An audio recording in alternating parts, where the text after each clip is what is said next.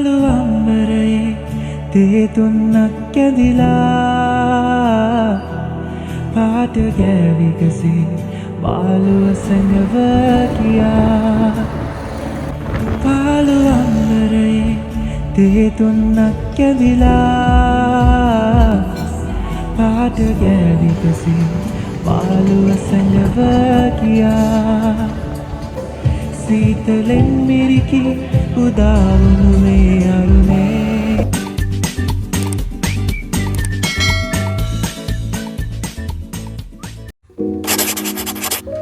Hello everyone, welcome back to my YouTube channel. සතුටේ සනීපෙන් ඉන්නවද? කොටේ කාලයකට පස්සේ vlog එකක් අරගෙන ආවා. edit කරලා තිබුණත් voice කරන් ටිකක් කම්මැලිකමෙන් හිටියේ. කොහොම හරි අන්තිමට මම vlog එක ගේන්න තීරණය කරා. මම මේ අවුරුද්දේ මුලින් ඉඳන් දාපු vlog වලම ඔයාලට කිව්වා අපි අපිට ආදරය කරලා ඉන්න ඕනි අනිත් අයට ආදරය කරන්න. එක දිගට වැඩ කරා මිස මම ගැන හිතුවේ නැහැ. ඉතින් අද උදේම මම හිතුවා මං ගැන චුට්ටක් හිතලා අද දවසේ ගෙවන්න. අද අපි දෙන්නට ස්පෙෂල් දවසක්. ඒක මම තව ටිකකින් කියන්නම්. ඉතින් ඒ දවසෙත් මම උදේම හිතුවේ මුලින් මට ආදරය කරලා ඉන්න ඕනි මම අනිත් අයට ආදරය කරන්න කියන එක. ඉතින් එක දිගට වැඩ කළා මගේ මේ විලුඹේ චූටි අපහසුතාවයක් තිබුණා හිටගෙන ඉඳිදී ටිකක් මාත් වෙලත් හින්ද වෙන්නේ නැති. ඉතින් මං හිතුවා පෙඩිකියුර් එකක් කරගත්තොත් හොඳයි කියලා. මං කලින් vlog එකේ දැම්මා මම අපොයින්ට්මන්ට් වගේක් කැන්සල් කරලා එහෙම හිටියා කියලා. ඉතින් ඒක නිසා ඒක මම ආයෙත් දාගෙන මේ ටික කරගන්න ආවා. ඉතින් මේ ටික කරගන්නකම් අපි දෙන්න චූටි chat එකක් දාමු. මම මේක අප්ලෝඩ් කරන්න හිතා තියන් ඉන්නේ ඉරිදා දවසක. ඉතින් ඉරිදා දවසක ගොඩාක් වෙලාවට හැමෝම වගේ ගෙවල් වල ඉන්නේ. ඔයා වෙනුවෙන් මොනවාද කරේ කියලා මට කමෙන්ට් එකක් දාන්න මේ ඉරිදා දවසේ.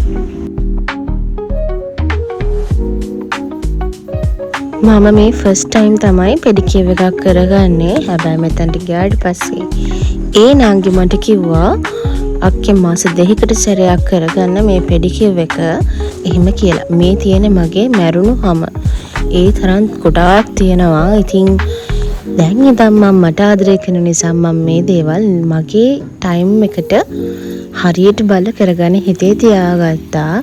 එයාලා හොඳට සුද්ධ කරලා මැරුණ හැම ඉවත් කරලා වොෂ් කරලා නේල්ස් ඔක්කොම හදලා ලස්සනට මට මේක ක්ලියර් කරලා දුන්නා. ඊට පස්සේ පැක් එකකුත් දැම්මා. මසාජ් එකකුත් දැම්මා.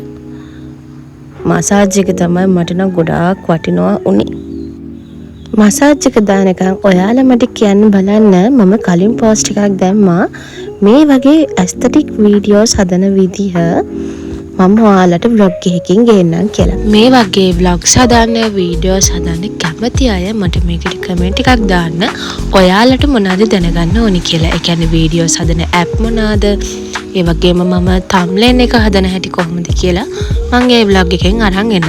ඔයාලට තියෙන ප්‍රශ්න ඔක්කොම මේකේ කමෙන්ට් එකක් දාන්න නැත්නම් මම කමියුනිටි පෝස්ට් එකක් දාන්නම් තව. ඒකට දාන්න ඔයාලට මොනවාද මේ වීඩියෝ සම්බන්ධ තියෙන ප්‍රශ්න කියලා. මම දන්න දෙයක් ඔයාලා එක්ක ෂෙයා කරගන්න. පෙඩිකියුර් එක ඉවරනාට පස්සේ මට හිතෙන ෆේෂල් එකක් දැම්ම නම් හොඳයි කියලා. ඉතින් ඒකත් මම එහෙමම කරගෙන යන්න තමයි හැදුවේ. ෆේෂල් වල නම් මම වීඩියෝස් මුකුත් කරලා නැහැ. මේ තියෙන්නේ අවසාන මොහොතේ පැක් එක දාලා තියෙන ටික. ඇත්තටම මාර රිලැක්ස් එකක් ආවා ෆේෂල් එකක් දාලා. ඉවරනාට පස්සේ මගේ මුළු ඇඟම සැහැල්ලු වෙලා වගේ මට තේරුණේ. ඉතින් ඒ වර ටික කරලා පල්ලෙහාට ආවා. හස්බන්ඩ් එක්ක යන්න කියන්න. ඒ අතරතුරේ මම දැක්ක අම්මත් ඇවිල්ලා ඉන්නවා එයාගේ අයිබ්‍රෝස් ගලව ගන්න. ඉතින් මං අද ආවේ වාතෝ සැලොන් ඉවෝල්ව් එකට. ඔයාලටත් පුළුවන් මෙතනට ඇවිල්ලා ඩ්‍රෙසින් ඒ වගේම මැනිකියුර් පෙඩිකියුර් නේල් ආර්ට්ස් රීබෝන්ඩින් ඔක්කොම කරගන්න. මං ගොඩ දුරට මේ සැලොන් එකට තමයි හැම දෙයකටම වගේ එන්නේ. ඒ වැඩ ටික ඉවර කරලා ගෙදර එනකොට මෙන්න මේ සර්ප්‍රයිස් එක තිබුණා. මං අද කියවන්නේ අපි දෙන්නට විශේෂ දවසක් කියලා. අදට අපේ සම්බන්ධයට අවුරුදු 7ක් වෙන්න එනවා. ඉතින් අපි දෙන්න ප්ලෑන් කරා අද අපේ ඩිනර් අවුට් එකකට යන්න. ඉතින් තෝරලා අද ආවා කාව බීච් එකට. අපි දෙන්න මෙතනට එන ප්ලෑන් කරේ ගොඩාක් රීල්ස් එහෙම බලලා. මොකද මෙතන ගොඩාක් ලස්සන ඩෙකොරේෂන් එහෙම කරලා තිබුණා. නමුත් අපි යන දවසේ ඩෙකොරේෂන් කිසිම දෙයක් තිබුණේ නැහැ. අපි ගියාට පස්සේ තමයි දැක්කේ මෙතන පුදුම තරම් සෙනග ඉන්නවා. ඔයාලා ඊළඟ දවසක නම් යන්න එපා. ඇත්තට මෙතන ගොඩාක් බිසි ඊළඟ දවස් කියන්නේ.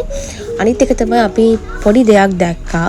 රීල්ස් වල එහෙම තිබුණා බෑඩ් රිවිව්ස් එහෙම මේ කෑම වලට. ඇත්තටම කිව්වොත් එහෙම කිසිම ප්‍රශ්නයක් තිබුණේ නැහැ. අපි ඕඩර් කරේ පීට්සා එකයි රයිස් එකකුයි. ඒ දෙකම රසට තිබුණා. පීට්සා එකම ගොඩාක් රසයි. පිටි ලේයර් එක අඩු කරලා එහෙම තිබුණේ. කියන්න තරම් වරදක් තිබුණේ නැහැ.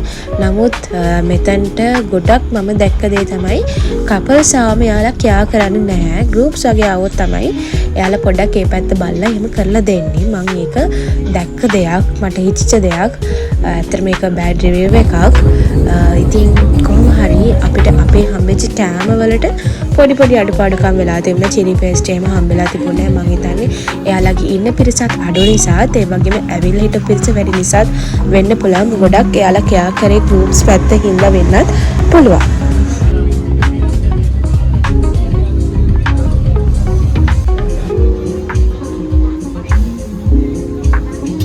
ඇත්තටම එච්චර සෙනගක් ඉන්නවා කියලා දන්නවනම් එදා අපි ඒ තැනට යන්න තෝරගන්නේ නැහැ. කොහොම හරි කාලා බීලා ඔක්කොම කරලා එනින් ගම බීච් එක පැත්තට ආවා. අලුත් ෆ්ලේවර් එකක් try කරන්න. අද අරගත්තා මල්බෙරි සන්ඩේ එක. මම මේ ෆස්ට් ටයිම් මේක ගන්නේ. මේක නම් මාරම රසයි. ඔයාලා කාපු නැති කෙනෙක් නම් කන්න. ගෙදර එනකොට අපි කේක් කපන්නේ නැහැ කියලා හිතේ තියන් හිටියක් ගෙදර එනකොට අපේ නංගි අපිටත් හොරින් කේක් එකක් ගෙනල්ලා. ඉතින් ඒකත් කපලා අපි අපේ දවස සෙලිබ්‍රේට් කරා. vlog එක මෙතනින් ඉවරයි. ඉතින් පරිස්සමෙන් ඉන්න. vlog එක බලලා ඔයාලට ගොඩාක් ස්තුතියි. කීයෙන් නම් bye.